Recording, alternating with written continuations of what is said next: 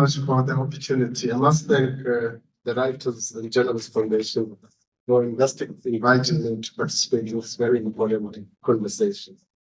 Of course, I've been asked to speak today on sustainable financing and public partnerships for SDGs. Can I start off by quoting Lawrence Summers and Singh and their comments on recently on the state of developing world in April 2024. Their commentary highlighted the problems of debt, inflation, climate change, and the fact that despite the bold promises, 2023 was a disaster in terms of support for developing countries. Against this backdrop, the picture is bleak. The 2024 Financing for Sustainable Development Report estimates SDG financing and investment gaps are between 2.5 trillion and $4 trillion annually. So without a responsive financial system and increased investment, the 2030 SDG targets will not be met. Africa has 18% of the world's population, but 2% of global capital. Without capital, the SDG will remain but a trillion. So how do we bridge the gap?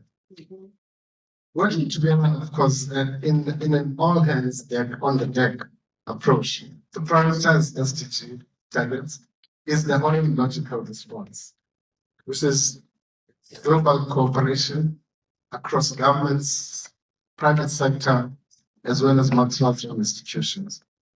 Some of them point out high interest rates and borrowing and loan repayments meant that nearly $200 billion flowed out of developing countries to private creditors in 2023, completely dwarfing the increased financing from international financial institutions.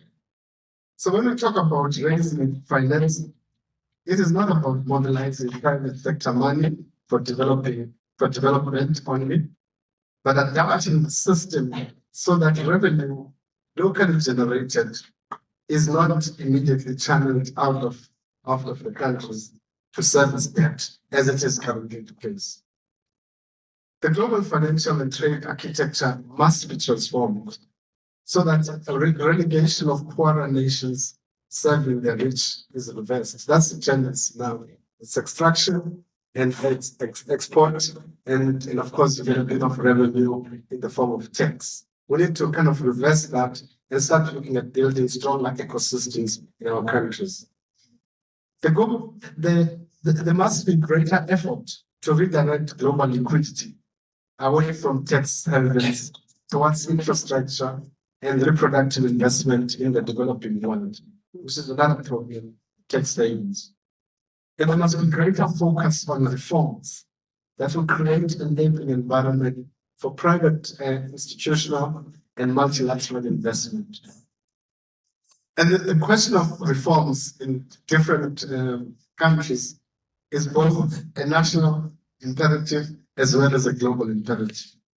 Any and all of the solutions require collective political will of the global community, but the current geopolitical tensions are also a major hindrance to meaningful cooperation. And we cannot talk about financing globally without actually factoring the current geopolitical dynamic. And it is the developing world, especially the countries in Africa, that bear the brunt of this.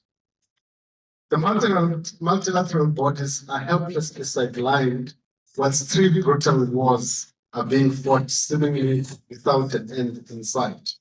In Palestine, Ukraine, and Sudan. So the fundamental, I think, 2 points before I shut up. The first is that there has to be transformation of the global financial and trade architecture in order to benefit the poor countries. In that process, obviously, it's not just governments, but also civil society has a very critical role to play. The second part of the conversation is that in order to facilitate PPPs or public-private partnerships, as we talk about, you do need a strong state. With weak states, most of the weak countries with weak states are the countries with a more in demand for financing.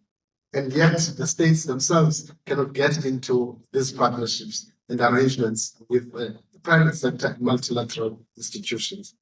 I end by saying that if you remember Francis Fukuyama on neoliberalism, the end of the world, his definition of it now is that it is not just the celebration of market, but the denigration of the state.